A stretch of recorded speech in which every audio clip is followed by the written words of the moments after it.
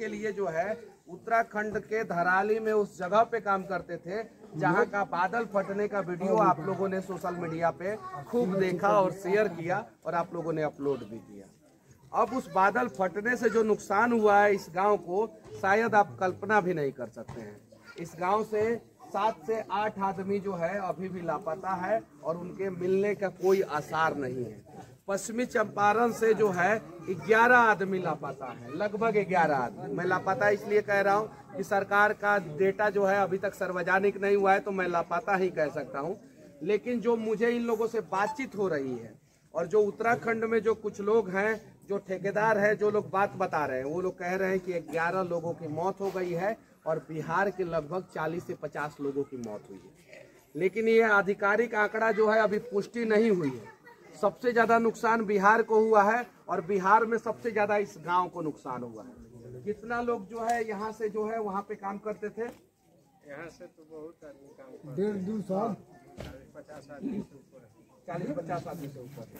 आप कौन है भैया? मैं तो उत्तराखंड के धराली में जो मलबा का सैलाब आया था, जो प्रकृति का कहर बरसा था, उस कहर में, उस मलबा के सैलाब के चपेट में बिहार के पश्चिमी चंपारण के मगलैया गांव के भी मजदूर धराली में काम करने गए थे और उस मलबा के चपेट में लगभग मगलैया गांव के 10 से हैं। उनसे बातचीत करेंगे कि आपके जो काम करने गए थे परिवार के कौन थे, कौन सदस्य थे।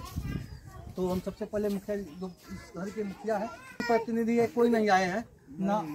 देखिए, ये मजदूर परिवार है और मजदूरी करने के लिए बिहार के मजदूर अगर दूसरे राज्य में जाते हैं, कोई प्रकृति आपदा आ जाती है और उनके साथ कोई अनहोनी हो जाती है, तो कोई उसका हिसाब किताब बिहार सरकार के पास नहीं है।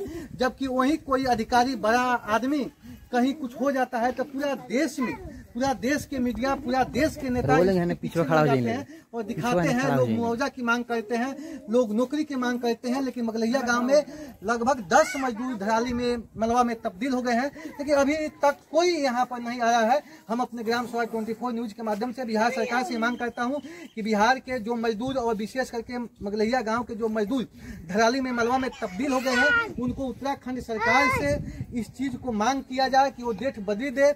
उत्तराखंड का सरकार का भी दायित्व बनता है मुआवजा देने के, लेकिन उससे ज्यादा हमारे बिहार सरकार को दायित्व बनता है, क्योंकि वो बिहार के मजदूर है। और बिहार सरकार को दायित्व बनता है कि हम बिहार में ऐसी व्यवस्था करें कि बिहार के मजदूर दूसरे राज्य में जाकर मलबा में तब्दील न हो। अगर ऐसी सरकार की नीति रहेगी तो कोई लेखा जोखा मजदूरों के लिए नहीं है। तो बिहार सरकार से आप क्या मांग कीजिएगा? आपका परिचय? मेरा परिचय हुआ, मेरा नाम है सुबोध मुखिया, भारतीय कम्युनिस्ट पार्टी के शिक्षा के अंचल मंत्री हूँ। खेत मजदूर के मैं जिला मंत्री हूँ पश्चिम चंपारण।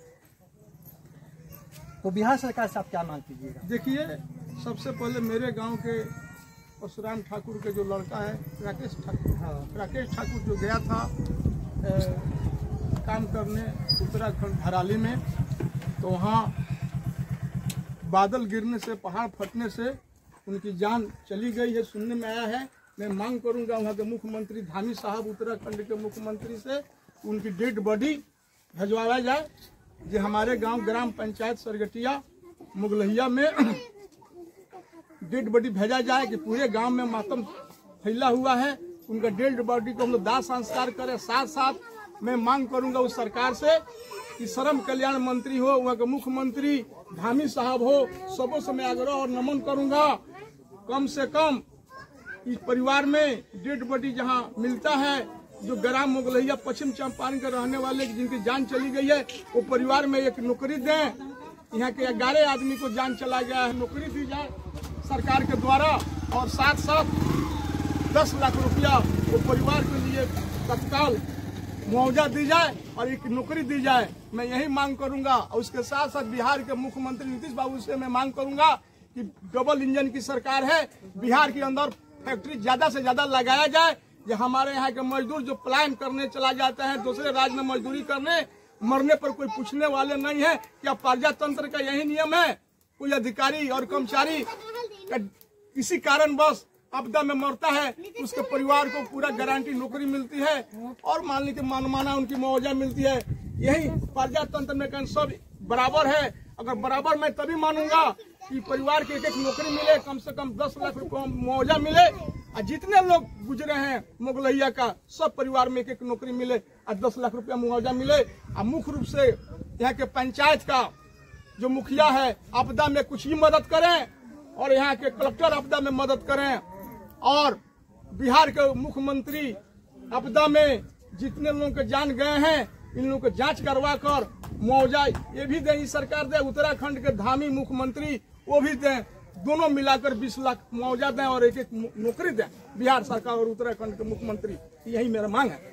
चलिए, तो आप देख रहे थे ग्राम सभा 24 न्यूज। और उत्तराखंड में जिस तरह से मलबा का सैलाब आया, धराली में पूरा धराली बह गया और वो मलबा का सैलाब केवल धराली को ही नहीं चपेट में लिया बल्कि बिहार के पश्चिमी चंपारण जिला के मगलैया गांव को भी अपने चपेट में ले लिया है। और उस मलबा के सैलाब ने मगलैया के लगभग 20 मजदूर काम कर रहे थे। 20 मजदूर में से लगभग 10 मजदूर मलबा के चपेट में आ गए हैं। तो हम अपने ग्राम सभा 24 न्यूज के माध्यम से बिहार सरकार से मांग करता हूँ और जनप्रतिनिधि से भी मांग करता हूँ कि दुख के घड़ी में परिवारों को सांत्वना दिया जाए और परिवार को उचित मुआवजा दिया जाए और बिहार में फैक्ट्री लगाया जाए और कंपनी लगाया जाए जिससे बिहार के मजदूर दूसरे राज्य में जाकर मलबा में तब्दील नहीं हो। इसी का चयन जाएगा।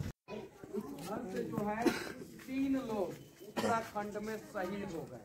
अब शहीद मैं क्यों कह रहा हूँ, क्योंकि कोई भी मजदूर जो है जाके जो है दूसरे जगह काम करके उस राज्य के इंफ्रास्ट्रक्चर को मजबूत करता है और ये लोग जो है 10 से 15 हजार रुपये